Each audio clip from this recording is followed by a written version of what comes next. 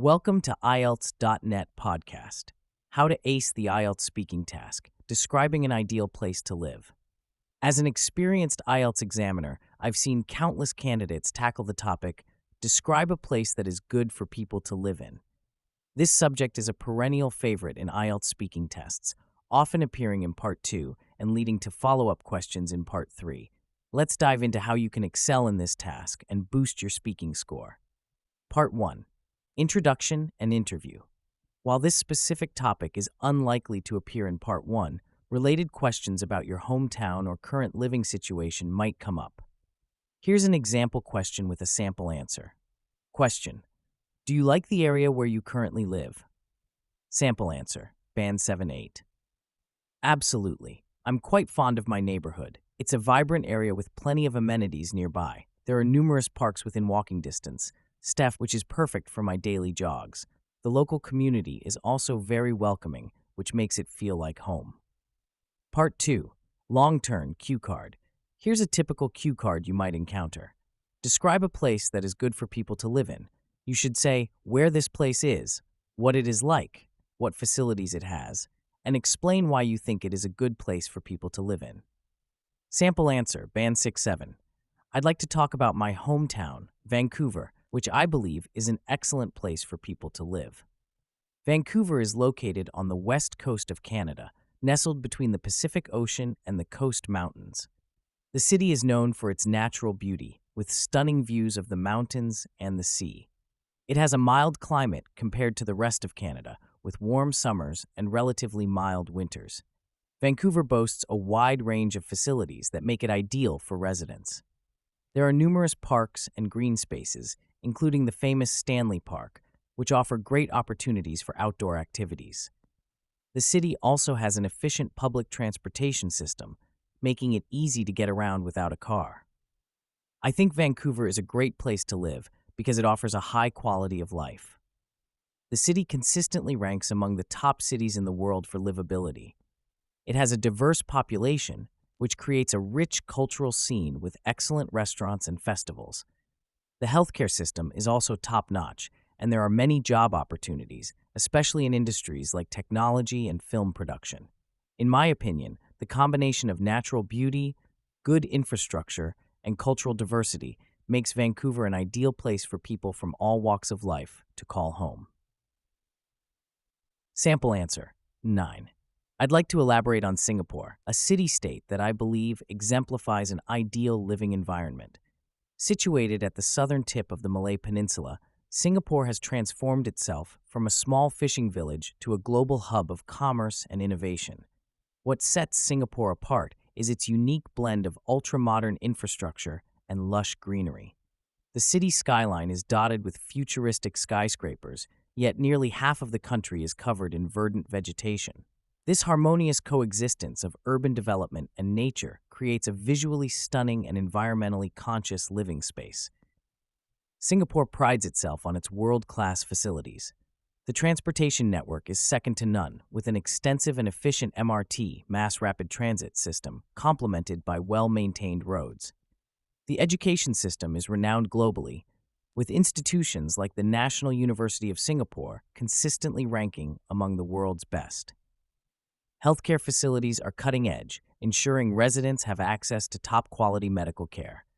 What makes Singapore truly stand out as an ideal place to live is its commitment to continual improvement and innovation. The government's foresight in urban planning has resulted in sustainable initiatives like the creation of vertical gardens and the development of smart city technologies. The multicultural society fosters a rich tapestry of traditions and cuisines, creating a vibrant and inclusive community. Moreover, Singapore's low crime rate, political stability, and strong economy provide a sense of security and opportunity that is highly valued by residents. The city's strategic location also makes it a perfect base for exploring the rest of Asia. In conclusion, Singapore's unique combination of efficient infrastructure, environmental consciousness, cultural diversity, and forward-thinking governance makes it an exemplary model of urban living, setting the standard for cities worldwide. Follow-up questions. Are there any drawbacks to living in this place? Sample answer, Band 7-8. While Singapore has numerous advantages, it does have some drawbacks. The cost of living can be quite high, especially when it comes to housing and owning a car. The work culture is often described as intense, which can lead to stress for some residents. Additionally, the tropical climate means it's hot and humid year-round, which some people might find uncomfortable. Sample answer, Band 8-9.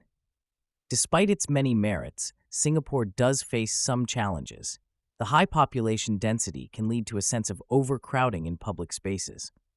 There's also a pervasive culture of academic and professional competition, which can create significant pressure, particularly on young people.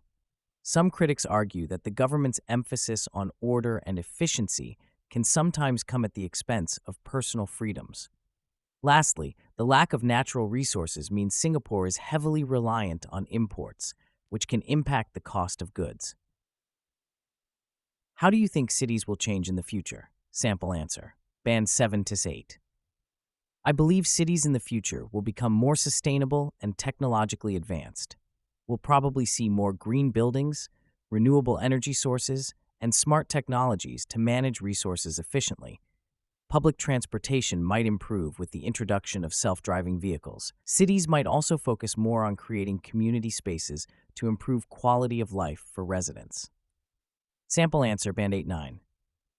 I envision future cities as hubs of innovation that prioritize sustainability and human well-being.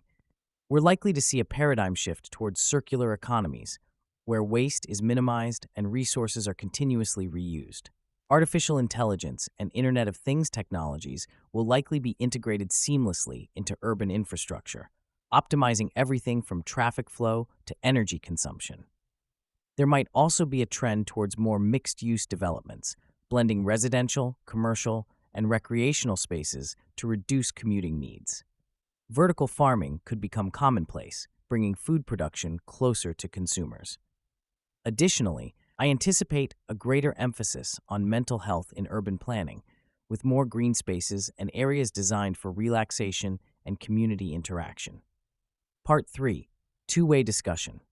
Examiner, do you think it's better to live in a big city or a small town? Sample and 7-8. That's an interesting question. I think both big cities and small towns have their advantages and disadvantages. Big cities usually offer more job opportunities and cultural experiences, like museums and concerts. They also tend to have better public transportation and healthcare facilities. On the other hand, small towns often provide a stronger sense of community and a more relaxed pace of life. They're usually less crowded and have lower living costs. Ultimately, I think the choice depends on individual preferences and lifestyle needs. Sample answer, Band 8-9. This is a complex issue that depends largely on individual circumstances and preferences. Big cities undeniably offer a wider array of opportunities in terms of career advancement, education, and cultural experiences. They're often at the forefront of innovation and tend to be more diverse, which can lead to a more cosmopolitan outlook.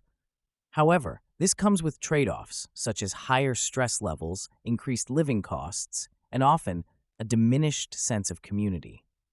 Small towns, in contrast, typically offer a more intimate social fabric, lower cost of living, and a closer connection to nature. They can provide a quality of life that's hard to achieve in larger urban areas, particularly for families or those seeking a slower pace. That being said, the dichotomy between urban and rural living is becoming less pronounced with advancements in technology and remote work options. Many people are now opting for medium-sized cities or suburban areas that offer a balance between urban amenities and a more relaxed lifestyle.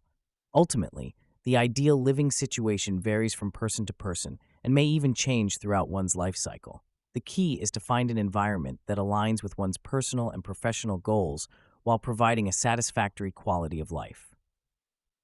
Key vocabulary and phrases for high scores. Exemplify. Exemplify, to be a typical example of something. Example, Singapore exemplifies efficient urban planning. Harmonious coexistence, noun phrase. Harmoniesistens, a state of existing together in agreement. Example, the city achieved a harmonious coexistence of modern architecture and green spaces. Cutting edge, adjective, very modern and advanced. Example, the research facility uses cutting-edge technology. Vibrant, adjective, vibrant, full of energy and life. Example, the city has a vibrant cultural scene with numerous festivals and events. Paradigm shift, a major change in approach or underlying assumptions. Example, the move towards sustainable urban planning represents a paradigm shift in city development. Examiner's advice. To score high in the IELTS speaking test, particularly when describing an ideal place to live, use a variety of descriptive adjectives and specific examples to bring your description to life. Demonstrate critical thinking by discussing both advantages and potential drawbacks of the place. Use advanced vocabulary and complex sentence structures, but ensure they sound natural in your speech. Practice speaking about different aspects of urban and rural living to prepare for follow-up questions. Develop your ideas fully, providing reasons and examples for your opinions. Remember, the key to success in IELTS speaking is not just about what you say, but how you say it. Confidence, fluency, and the ability to express complex ideas clearly are all crucial factors in achieving a high score. For more IELTS speaking practice, you might find it helpful to explore topics like describing a useful website you visit or discussing a difficult task you completed. These will help you develop a broader range of vocabulary and improve your ability to discuss various subjects fluently. Thank you so much for tuning in today. If you enjoyed this episode and found it helpful, make sure to follow our channel so you don't miss out on more valuable content coming your way. We've got a lot of exciting topics lined up, and we'd love for you to be part of the journey. Hit that follow button and stay connected with us for more insights and inspiration. See you in the next episode.